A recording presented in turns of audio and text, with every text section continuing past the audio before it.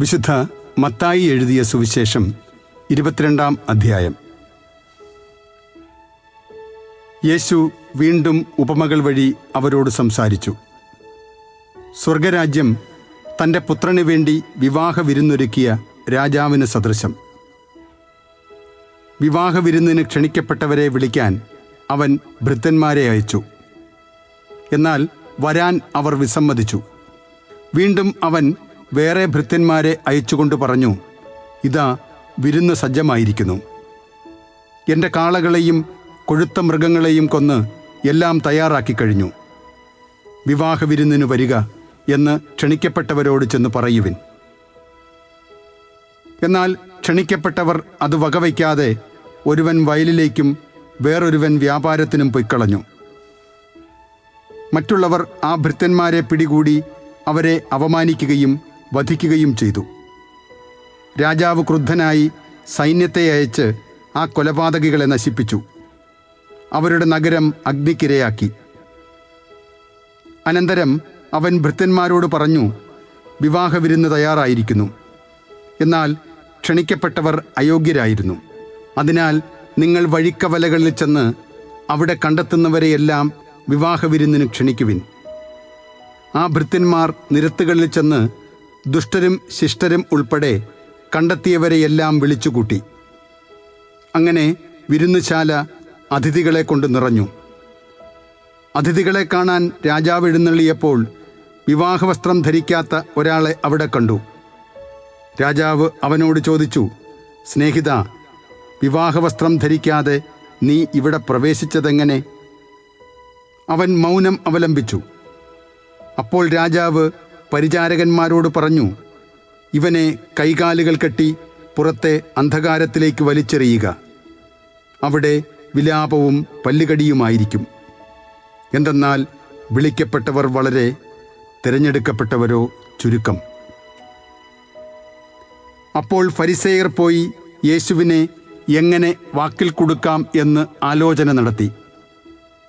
അവർ തങ്ങളുടെ അനുയായികളെ ഹെറോദേസ് പക്ഷക്കാരോടൊത്ത് അവൻ്റെ അടുത്ത് അയച്ചു ചോദിച്ചു, ഗുരു, നീ സത്യവാനാണെന്നും ആരുടെയും മുഖം നോക്കാതെ നിർഭയനായി ദൈവത്തിൻ്റെ വഴി സത്യമായി പഠിപ്പിക്കുന്നുവെന്നും ഞങ്ങൾ അറിയുന്നു. അതുകൊണ്ട് ഞങ്ങളോട് പറയുക, നിനക്ക് എന്തു തോന്നുന്നു? സീസറിന് നികുതി കൊടുക്കുന്നത് നിയമാനുസൃതമാണോ അല്ലയോ?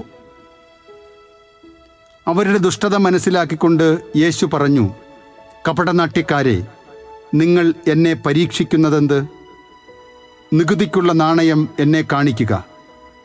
അവർ ഒരു ദനാറ അവനെ കാണിച്ചു. യേശു ചോദിച്ചു, ഈ രൂപവും ലിഖിതവും ആരുടേതാണ്? സീസറിൻ്റേത് എന്ന് അവർ പറഞ്ഞു. അവൻ അരുളി ചെയ്തു, സീസറിനുള്ളത് സീസറിനും ദൈവത്തിനുള്ളത് ദൈവത്തിനും കൊടുക്കുക. ഇത് കേട്ട് അവർ വിസ്മയഭരിതരായി അവനെ വിട്ടുപോയി. പുനരുദ്ധാനമില്ലെന്ന് പറയുന്ന സദുക്കായർ അന്ന് തന്നെ അവനെ സമീപിച്ച് ചോദിച്ചു, ഗുരു, ഒരുവൻ സന്താനമില്ലാതെ മരിച്ചാൽ അവൻ്റെ സഹോദരൻ ആ വിധവയെ വിവാഹം ചെയ്ത് സഹോദരന് സന്താനങ്ങളെ ഉത്പാദിപ്പിക്കണമെന്ന് മോശ അനുശാസിച്ചിട്ടുണ്ട്. ഞങ്ങളുടെ ഇടയിൽ 7 സഹോദരന്മാരുണ്ടായിരുന്നു. ഒന്നാമൻ വിവാഹം ചെയ്തു. സന്താനമില്ലാതെ ഭാര്യയെ സഹോദരന് വിട്ടുകൊണ്ട് അവൻ മരണമടഞ്ഞു.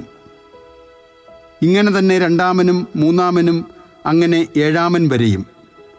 അവസാനം ആ സ്ത്രീയും മരിച്ചു. അതിനാൽ പുനരുദ്ധാനത്തിൽ അവൾ ഈ 7 പേരിൽ ആരുടെ ഭാര്യയായിരിക്കും? അവർക്കെല്ലാം അവൾ ഭാര്യയായിരുന്നിട്ടുണ്ടല്ലോ.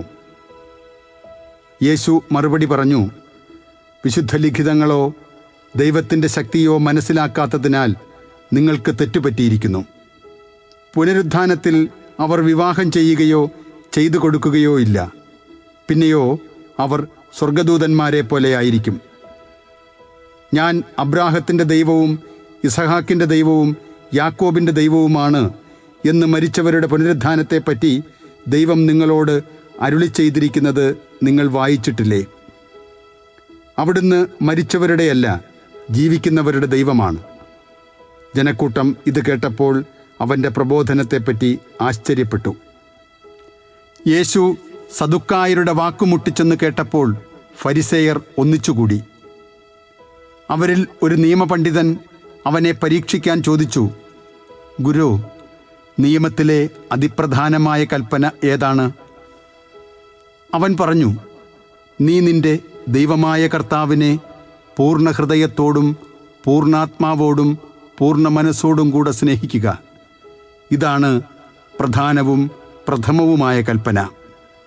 രണ്ടാമത്തെ കൽപ്പനയും ഇതിനു തുല്യം തന്നെ, അതായത് നിന്നെപ്പോലെ നിന്റെ അയൽക്കാരനെയും സ്നേഹിക്കുക. ഈ രണ്ടു കൽപ്പനകളിൽ സമസ്ത നിയമവും പ്രവാചകന്മാരും അധിഷ്ഠിതമായിരിക്കുന്നു. ഫരിസേയർ ഒരുമിച്ച് കൂടിയപ്പോൾ യേശു അവരോട് ചോദിച്ചു, നിങ്ങൾ ക്രിസ്തുവിനെപ്പറ്റി എന്തു വിചാരിക്കുന്നു? അവൻ ആരുടെ പുത്രനാണ്? ദാവീദിൻ്റെ എന്ന് അവർ പറഞ്ഞു. അവൻ ചോദിച്ചു, അങ്ങനെയെങ്കിൽ ദാവീദ് ആത്മാവിനാൽ പ്രചോദിതനായി അവനെ കർത്താവ് എന്ന് വിളിക്കുന്നതെങ്ങനെ? അവൻ പറയുന്നു, കർത്താവ് എൻ്റെ കർത്താവിനോട് അരുളിച്ചെയ്തു, ഞാൻ നിന്റെ ശത്രുക്കളെ നിന്റെ പാദങ്ങൾക്ക് കീഴിലാക്കുവോളം നീ എൻ്റെ വലത്തുഭാഗത്ത് ഉപവിഷ്ടനാവുക. ദാവീദ് അവനെ കർത്താവേ എന്ന് വിളിക്കുന്നുവെങ്കിൽ അവൻ അവൻ്റെ പുത്രനാകുന്നതെങ്ങനെ? അവനോട് ഉത്തരമായി ഒരു വാക്കുപോലും പറയാൻ ആർക്കും കഴിഞ്ഞില്ല.